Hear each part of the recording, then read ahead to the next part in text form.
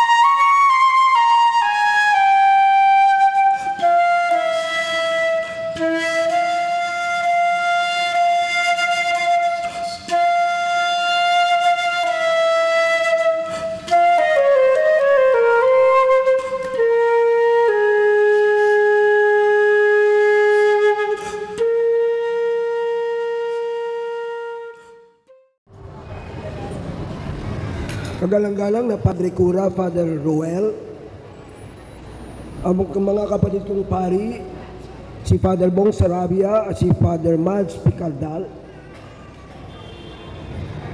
mga ministro sa altar, nakakapaligid, gumagawa ng mga tungkulin sa ating pagdiriwang ngayon, ang mga pamilya ng mga nasawi sa laban sa droga at sa mga nasawi na hindi natin nalalaman kung bakit.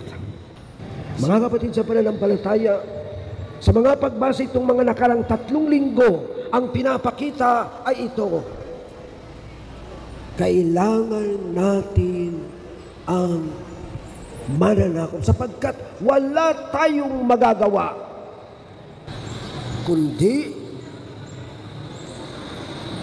ikaw ay aanib kay Jesus. Tinatanong ng Diyos ang bawat isa sa atin, ano ang kalagayan mo ngayon? Kayong mga naiwanan, kayong mga patay na, ano ang kalagayan ninyo ngayon? Ayaw ng Diyos ang mga pamamaraan ng pagpapatay. Ayaw niya kasi sa katapusan, yung mga addicts na napatay sa anuman dahilan na sinasabi ng mga pulis, death under investigation, punuhay, o kaya killed during police operation. Mr. President, mga pulis, yung mga napatay na yon,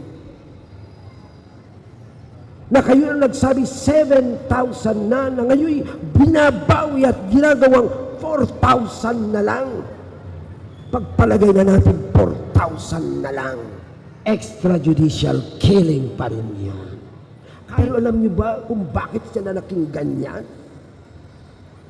Dahil tayo rin ang may sala. Sapagkat meron tayong mga kapatid na walay sa tamang takbo ng ating lipunan. At handa ba kayo na ayusin din at tumulong para maayos at maibalik sa lipunan ang napakaraming addicts at napakaraming kriminal na nandun sa piitan na kailangan ibalik sa lipunan, makaramdam ng pagmamahal at pag-unawa para sila'y makalag sa kanilang talikalang bumabalot at lumilipol sa kanila ngayon. Tayo ang sinasabihan, kalagan ninyo sila ng makalaya. Amen.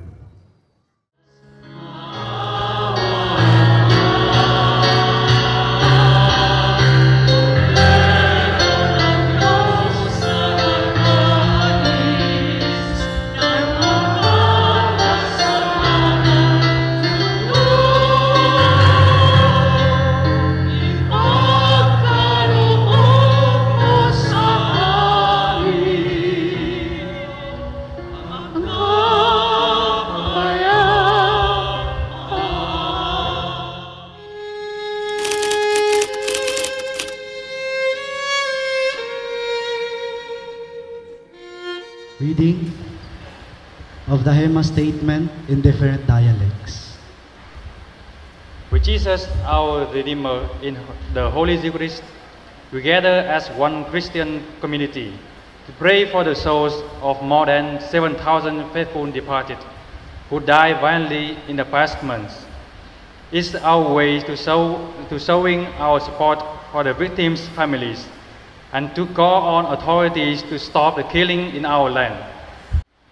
Kaisa ni Maria, ang ating ina ng liwanag, kami ay nangangakong maging bukal ng liwanag at buhay sa pamamagitan ng paggawa ng pangkatawan at pang-espiritual na gawain ng awa.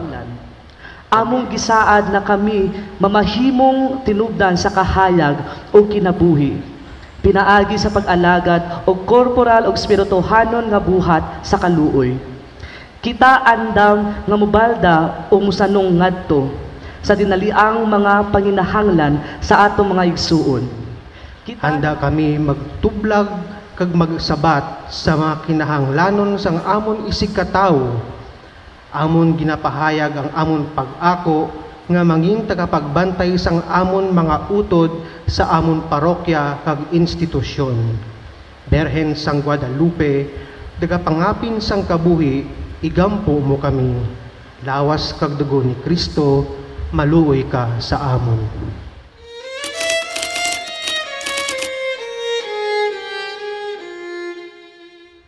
Kandila, sumisimbolo ng kaliwanagan sa mga panahon na tayo'y nilamon ng kadiliman, tanglaw na nagbibigay linaw sa mga bagay na di lubusang maaninag at maintindihan.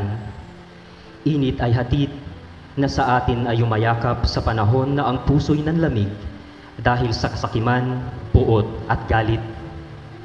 Isang paalala na ang Diyos ang ating tanging liwanag. Hatid niya'y pantay na init na pagmamahal, anuman ang antas ng ating pagkatao.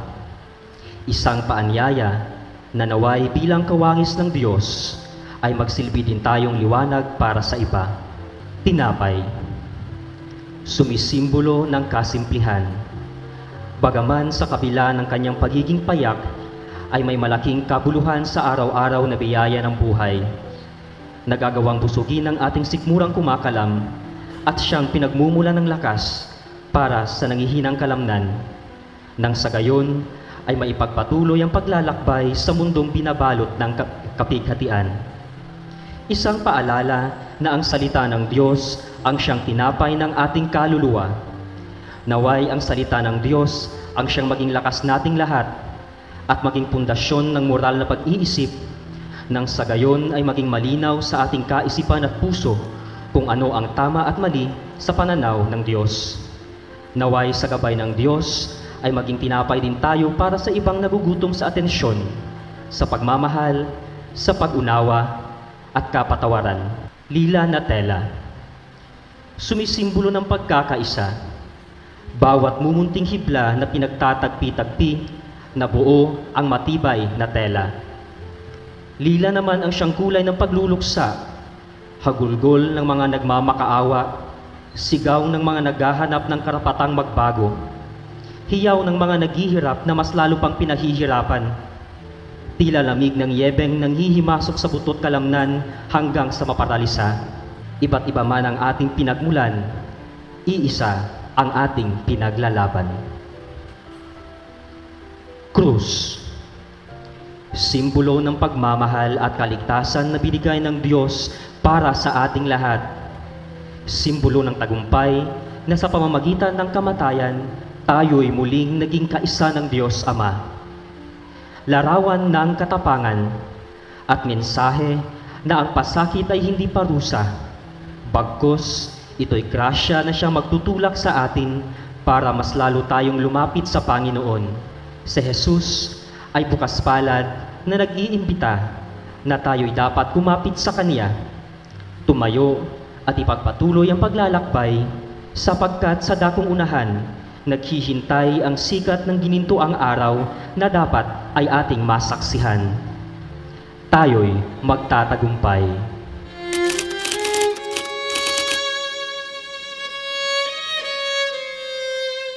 So ngayon po, may naimbitahang mag-share ng kanilang karanasan para makita po natin ang mukha ng AJK. Minsan 7,000, mga 1,000 plus lang po tayo imagine na may patay na 1,000 dito sa chapel na ito, sa simbahan ito. Ganun po kalala ang ating sitwasyon. Magandang umaga po sa lahat. Ako po si Jessa. Asawa po ako nung biktima po ng maras na ginagawa ng mga pulis po. Si Jason Atienza po yung asawa ko. Pinagbabaril po siya. Nagulat na lang po ako nung may biglang pumutok na at may sumigaw ng Hindi ko po alam na yung asawa ko yun. 16 po yung tama niya. Tinaddad po siya. Yung anak ko po, sisilip po sana sa bintana. Ang ginawa ko po, inatak ko siya kasi ang takot ko po baka barilin din po siya pagkabukas ng bintana. Lumabas po ako ng pintuan, nakita ko po na may kotse. Kaya po pumasok po ulit ako. Nito lang pong February 15 yun. Kaya hirap na hirap pa po akong sabihin sa harapan niyo. May anak po kaming babae, nag-iisa po. Nung 5 araw po nakaburol yung asawa ko, hindi po niya tinignan. Hindi po siya nakalabas ng bahay sa sobrang takot niya po. Kahit po nung inlibing yung asawa ko, hindi po siya tumingin. Nagpapasalamat po ako sa simbahan dahil sila po yung tumutulong sa mga kagaya namin. Dahil po sa mga politiko, wala na po kaming inaasahan. Noong November 27, pista po sa Lupang Pangako. Pero siguro, 3 months na. Nabubuhay kami mag-ina.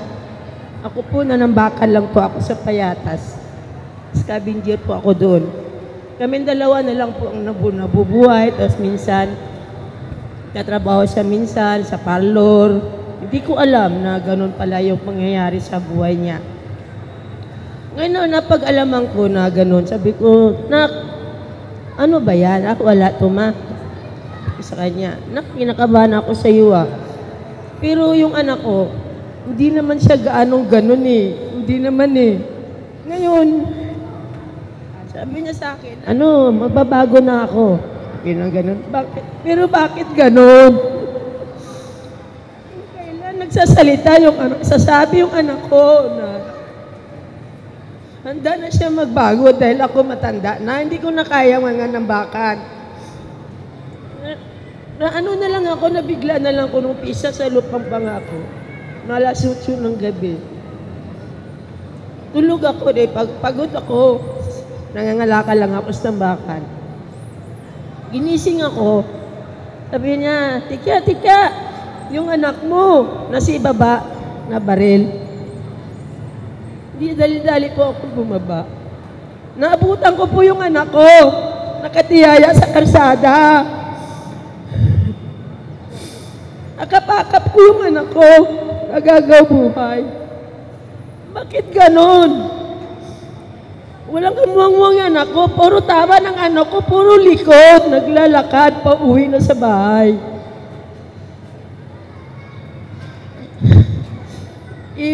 Ngayon po, dalawa na lang kami sa bahay. Ako na lang po, pinagpatuloy ko na lang po ang buhay ng sarili ko sa pamamagitan lang po sa tambakan. Kung sino man ka ako yung kumato sa anak ko, isa sa Diyos ko na lang po siya. Ay, Diyos naman eh. Salamat po. Sa lahat, ako po'y nawalan ng ina, kapatid, at hipag. Nandun po ako nangyari yun. Panahon ng December 28, 2016, Talagang massacre.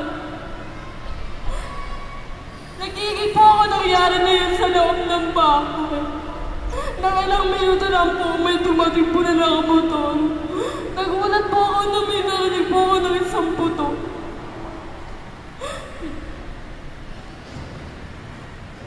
Hindi po namin nakalain. Nasa sunod-sunod na putok, marami na po namatay. Ito po sila. Napatak po kami sa CR. Na nangyari po yun. Nang una na po kami narinig na putok, pagbukas po namin ng kabilang pinto, nakita na po namin ang 5 nakabuligta. May tama po lahat siya sa ulo. Mga ilang sandali, hinanap ko yung mama ko. Akala ko po kasi hindi kasama doon sa napan. Nakita ko po siya sa kabila ng tubo. Nakabulagta po. Ang daming tama ng bala. Hindi ko po akalain na mangyayari yun. Kasi po, ang hiling ko lang po, na magkasiyahan kami ngayong nakambagong taon. Hindi ko po kaya mawalan ng ina. Ang sakit po sa pakiramdam eh. Ginawa po nila hayop, ginawa nila. Ang hiling ko lang po, na mauli po yung gumawa nito. Ay lang po, maraming salamat po. Magandang hapon po.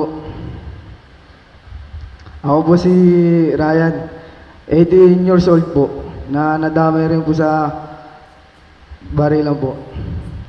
Nung kakatapos ko lang po kumain sa bahay, yung bite ko pong service, papayos ko po sana sa kuya ng shota ko. Tapos nga po, pumunta po sa kaibigan ko na 15 years old, na sinabi ko po na papasama po ko, papayos ko po yung bike ko. Tapos pumunta po kami dun sa bahay ng shota ko. Pagpunta po doon po sa bahay ng shota ko, may nakita po kami na isang tao na marami pong tayo sa katawan. Tapos tinanong po namin kung ano pong nangyari sa kanya. Sabi niya raw po, doon daw po sa probinsya nila, pinagbabaril daw po siya. Nakakalabas niya lang daw po ng ospital. Tapos, katagalan po, nagpatugtog po yung kuya niya. Nagkakasayawan po kami ng mga tropa ko. Tapos, hindi po inaasahan na may dadaan pong motor na mabagal po yung under. Tapos,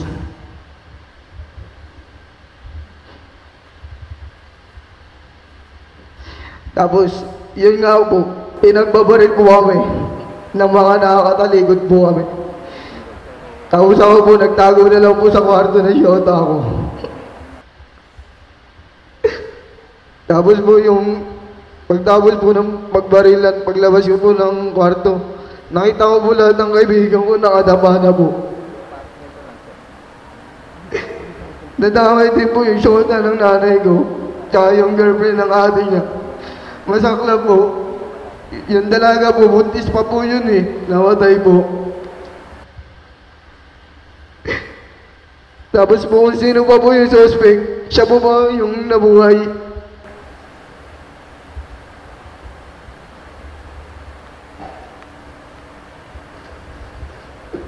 Nung nangyari po nung Disyembre ng 28, nagtatrabaho pa po ako nun eh. Kaya nga hindi po ako makapagtrabaho dahil di po sa ganito. Minsan nga po, hirap makakain, hirap din po makatulog. Dahil nga po sa mga naalala.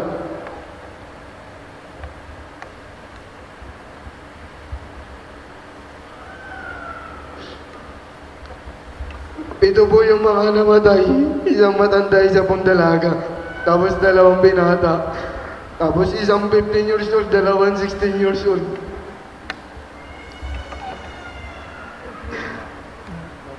Dumapa po ako nung humingi na lang po sa Diyos. Na sana po bigyan pa po wala pagkakataong mabuhay. Di pa nga daw po pwedeng operahin kasi mahirap daw po.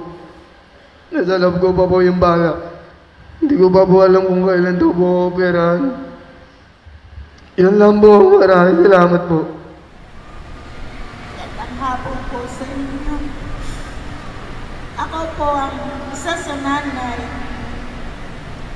sa 7 napatay sa Bagong Silang 176. Kung inyo pong natatandaan, December 28, yun po ang pinakamasakit sa aming mga nanay. Isa na po yung nanditong nakatayo ngayon na sinundan ko. Isa po sa mga napaslang. Kasama po yan sa 7 sa Bagong Silang 176. Ang pinakamasakit, hindi nila binigyan ng pagkakataon ng mga bata na magkaroon ng sarili-sariling buhay na maayos. At ang masakit dito, bakit ang mga walang kasalanan, siya po ang nadadamay dahil po ba sa wala silang alam, kaya sila po hindi matatakbo. Dahil hindi nila alam, dahil wala silang alam para tumakbo.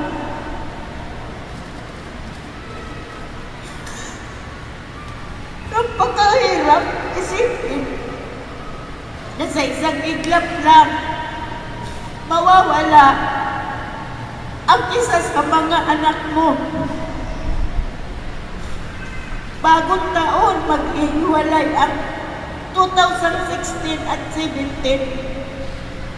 Ang kayakap mo'y isang kabao na ang laman ay ang anak mo.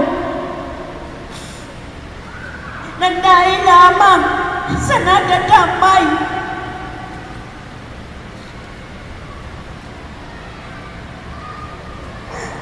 Masama po sa loob ko, ngunit wala akong magawa. Kaya nga po ngayon, ang hinihingi ko na lang, ang kami ko na lang hiling kay Ama, kung sino man po ang may mga kagagawa nito, ay siya na po ang bahalang magparusa.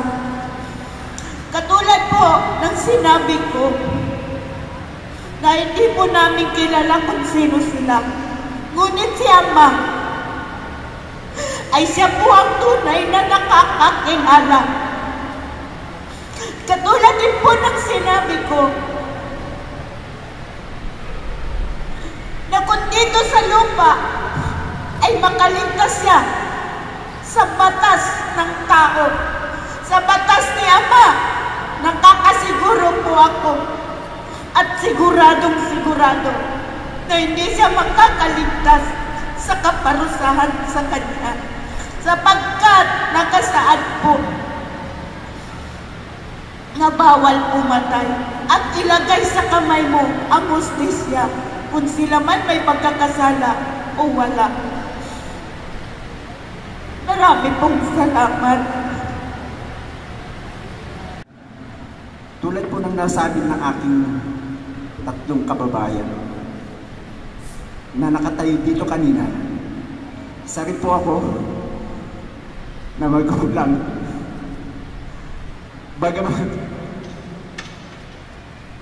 Bagamat buhay po aking anak. Hindi ko na rin po masabi kung hanggang kailan matatapos ang ganitong klaseng bigati sa aming buhay. Bagamat buhay po ang aking anak, hindi po sapat yun para ako maging maligaya, sapagkat hindi ko maramdaman wala siya sa aking tabi. Alalang-alala ang mga kapatid niya dahil survivor ang aking anak. Hindi man siya napas lang ng mga oras at panahon na yun. Subalit, walang kasiyahan para sa amin sapagkat napakalayo niya. Ang hiling ko lang sa ating Pangulong Duterte, sana itigil na, wakasan na, tapusin na ang ganitong klaseng pamamaslang sapagkat maraming mga tao na nadadamay ng mga inosente na walang kinalaman sa ganitong klaseng pamamarin. Bagamat hindi kami magkasama ng aking anak, eto kami. Napakalayo ng aming agwat para maging maligaya. Halos pati mga kapatid niya, maski sa akin, nawalan ng lahat, kaligayahan, hanap buhay. Ultimo mga kapatid niya, halos hindi nakakapag-aral ng maayos dahil sa kakaisip kung hanggang saan matatapos ang ganitong klaseng bigati. Yun lamang po, maraming salamat. Sana, inuulit ko po, hindi natutulog ang ating Panginoong Hesus. Kung sino man ang mga taong pumaslang sa mga taong nakasama ng aking anak, nakatakas man sila dito sa lupang ating kinagagalawan. Pero sa batas ng Panginoong Diyos, hindi siya at hindi sila makakaligtas. Salamat po. Ako po ay ina na isang biktima ng pagpatay sa Camarin, Barangay 174. Ang masasabi ko lang po, napakasakit po na mawalan ng isang anak na alam ko naman po ang aking anak ay wala pong kaduwis-duwis at wala pong ano sa lipunan. Isa po siyang lay minister po sa aming lugar at siya po ay isang kagawad at isa po siyang nagtapos po ng business administration. Dahil po siya gusto po niyang makatulong sa aming lugar, ninais niya pong magkandidato, ninais niya pong sa pagtulong sa kapwa. Di maski ano lang ang pamumuhay namin. Siya po ay matulungin sa aming barangay. Lahat po ng mga lumapit at humingi ng tulong sa kanya, wala pong hirpe. Siya po, hindi man po sa pinansyal. Sa kanya pong pagsiservisyo, ang tapat at tulong sa kapwa ay napakasakit po para kunin sa amin. Siya po ang pangalan kong anak. Napakabuti at napakabait pong tao. Alam po ng aming barangay kung ano po ang pagkatao at pamilya namin po. Ang masasabi ko lang po, una po tulungan niyo po akong magdasal at makahingi po ng sa Panginoon, ng hostisya, ang pagkawala ng aking anak. Salamat po. Ako ay abadang isang nagbabasura, scavenger. At noong pong January 18, somewhere in Hermosa Street, pinabaril ang aking anak na 38 anyos na taong gulang na hindi rin namin nalaman agad nung 18, nalaman na lang namin nung pecha January 21. Na-conclude na rin po namin na ito ay isang mistaken identity dahil sa nung i-deliver yung katawan ng anak ko sa punerarya, ay may pangalan agad Reynaldo Gutierrez, na kung saan ang anak ko ay Rolando Paredes. Kaya po yun ay mistaken identity. Ang sabi ng may-ari ng punerarya na excessive naman kung magpresyo ng kanilang serbisyo ay may problema dahil sa ang anak nyo, although kiniklaim nyo at talagang sa inyo, ay iba ang pangalan. Kaya ipag-meet pa daw nila yung dalawang pulis na magsasagawa ng correction sa pangalan ng anak ko. Kaya kung saan ang karamihan na mamatay, puro mga madudumi ang paa, nakatsinelas, na yung mga matataas na drug lord ay ayaw nila agad asikasuhin. Dapat itigil po yan. At meron tayong batas na dapat sundin. I-tried, kasuhan, at i-penalize. Pero sa huling pananalita, ang Estado, ang gobyerno ay mayroon ding moral na obligasyon para ayusin ang problema, hindi sa pamamagitan ng pagkitil ng buhay. Maraming salamat po. Ako po yung bilang magulang ni Aljon de Parine. Nung araw, nung Martes po, galing po kami kalalabas lang po namin sa ospital. Hindi ko po sukat nakalain na nanghingi siya ng 10 piso, bumili ng tinapay. Tapos nung pagbaba niya, bumili siya ng tinapay. Hindi ko po alam na tinawag po siya ng kaibigan niya na si Wilson. Nanood po sila ng TV. Hindi ko po alam na may tukhang pala dumating doon sa bahay na yon. Ngayon, kinuha po yung anak ko, nagmakaawa ako, dala-dala ko yung gamot, tsaka yung X-ray. Sabi ko, sir, anak ko yan, maawa naman po kayo. Kalalabas lang namin, sir, sa Tondo Hospital. May sakit po yan, sir, sa baga. Pero anong sabi sa akin ng mga bonet? Wag nang daw akong magpanik dahil ibabalik naman daw nila yung anak ko. Nung binalik po nila yung anak ko, patay na po ngayon. Ang inihiling ko lang po sa mahal na presidente, sana po, inaano naman niya na ang pangako na sukpuin niya yung droga. Sana naman po, yung wala pong alam, wag na lang pong patayin. Yung may alam po, yun na lang po ang sukpuin niya. Kasi kawawa naman talaga yung mga anak ko walang kasalanan. Hindi po talaga adik dahil ako nagtatrabaho sa Youngstown para makakain kami. Tapos yun lang pala ang dahilan na papatayin lang nila na walang kasalanan. Yun lang po. Ako po si Emily Soriano, Gababos Silang. Ang aking anak po, isa pong estudyante. Sinama lang po siya ng kaibigan na sinundo sa bahay para makadalaw lang po sa kaibigan. Sangad po ng anak ko sumama sa kanyang kaibigan. Bandang alas 8 po, nakarinig na lang po kami ng putok na ang anak ko po ay isa raw po na napatay doon. Napakasakit po sa akin hanggang ngayon hindi ko po matanggap. Sa 7 po namatay, ang anak ko po yung isa doon. Kaya hanggang ngayon po humihingi po ako ng tulong na mahuli po talaga kung sino po talaga yung pumatay ng mga bata. Yung mamang po.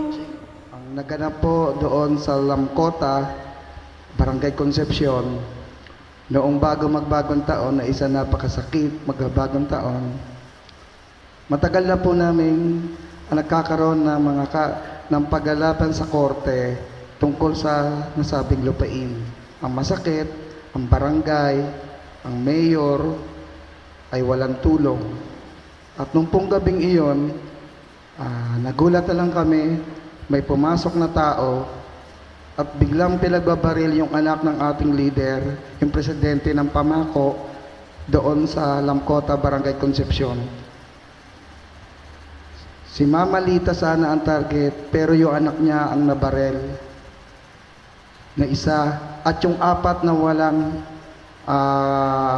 kamuwang-muwang doon ay nabaril din. Andito po sila para makiisa. Salamat nga po at may ganito. Kasi wala na kami mapagsusumbungan. Yung namatay na si Ricardo Barrera ay biglang inilagay sa narco-list ng barangay. Wala na nga silang naitulong. Pinalabas pa nila na isang addict or poser, si Ricardo Barrera. Kaya wala na kami mapagsusumbungan. Saan kami magsusumbong? Sa barangay? Sa lokal? Kasi halos sila na yan. Kaya nung malaman namin na mayroong gaganapin nga ganito sa simbahang ito, nagpapasalamat kami. Dito kami dudulog. Hindi na namin maintindihan ang hustisya nito. Ilang anak ng pamilya ang namamatay. Ilang mga bata yung mamamatay na yan. Kabawa yan. Ano kinabukasan yan? Kaya sana po, sama-sama tayo, wag natin tigilan ang laban na to ng EJK.